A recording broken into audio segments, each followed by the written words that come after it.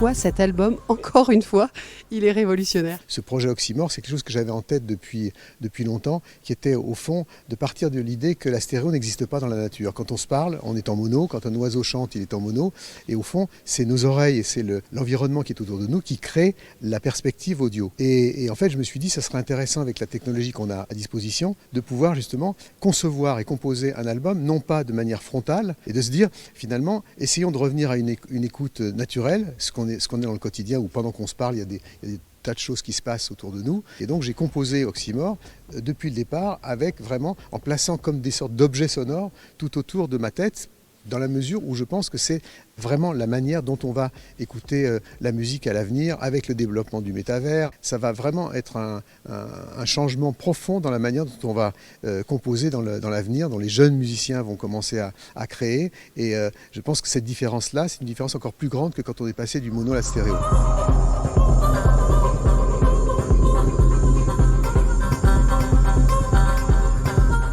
En termes de défis techniques, qu'est-ce que ça a représenté Oxymore? Ça a été justement compliqué pour qu'on se rende un petit peu compte de mettre tous ces objets justement autour de nous, ces objets sonores, et c'est très très bonne comparaison parce que c'est exactement ce qu'on ressent quand on l'écoute. Et justement, est-ce que ça a été compliqué à faire?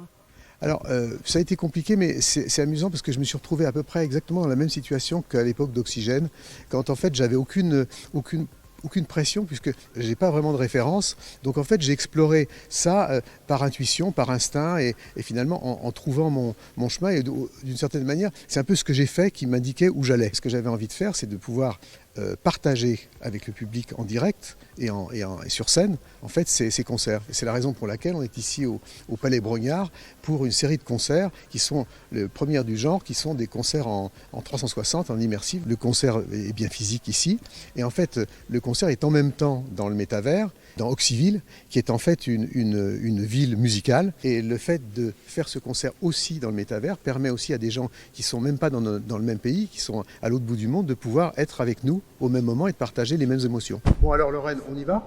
On y va, c'est parti. Je suis heureux de vous accueillir dans le parc d'Oxyville.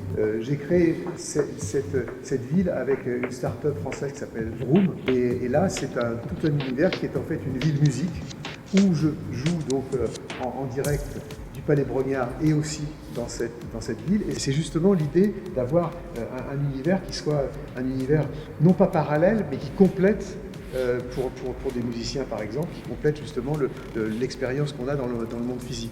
C'est une ville, un village dans le futur que nous, en tant que maire du village, que maire d'Oxyville, de pouvoir laisser les clés à de jeunes musiciens, à de jeunes artistes qui peuvent venir s'installer et faire leur création et avoir à disposition des outils que Vroom en particulier va pouvoir mettre à disposition de jeunes créateurs pour démocratiser justement toutes ces techniques. Et donc il y a des tas de finalement de possibilités qui sont encore à découvrir. Ce qui est intéressant, c'est que là on ouvre des portes sur des territoires encore inconnus.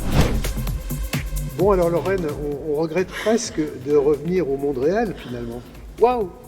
C'est des coiffes. Hein. Jean-Michel, quel voyage! Franchement, c'est assez incroyable. Oui, et ça fait pas peur.